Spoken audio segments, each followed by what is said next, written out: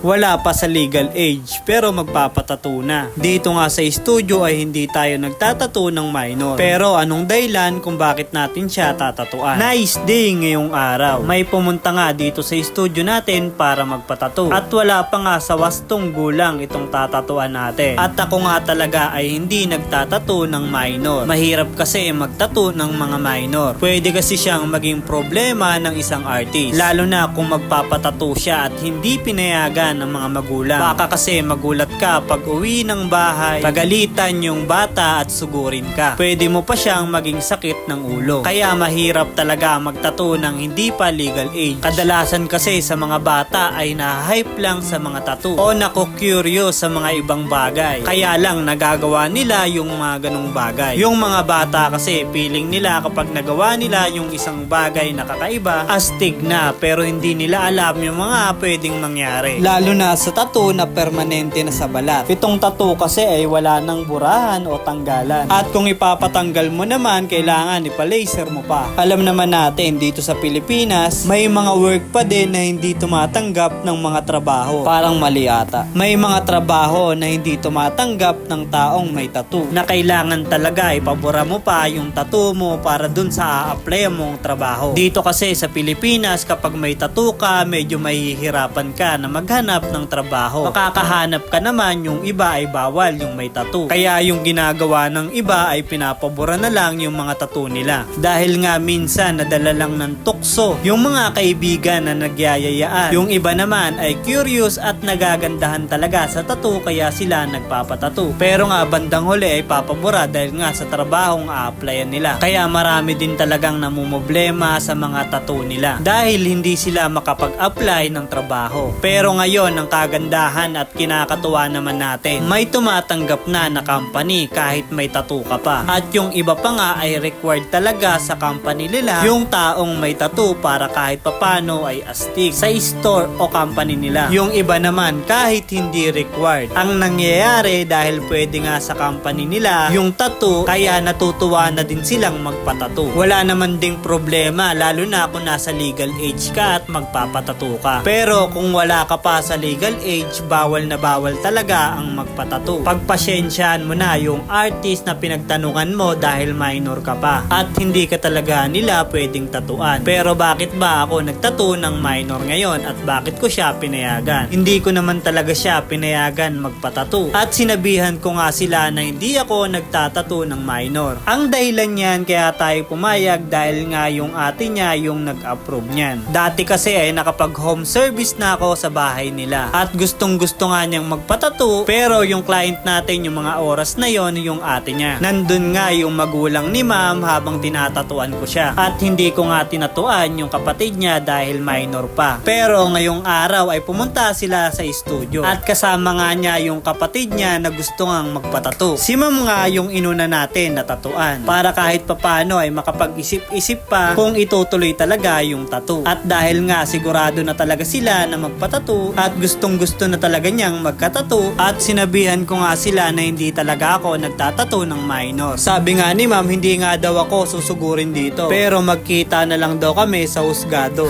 Loko-loko. Dapat talaga hindi ko na tinatuan. Kung isa kang artist at napanood mo to, may tanong lang sana ako. Kapag tattoo ka na ba ng minor? Anong dahilan kung bakit ka nagtattoo ng minor? At ano yung naging experience mo? Naging okay ba o hindi? At ito ngang session namin ay okay naman. At ito na nga din yung kinalabasan ng ginawa naming tattoo. Buti nga din at hindi siya naglikot.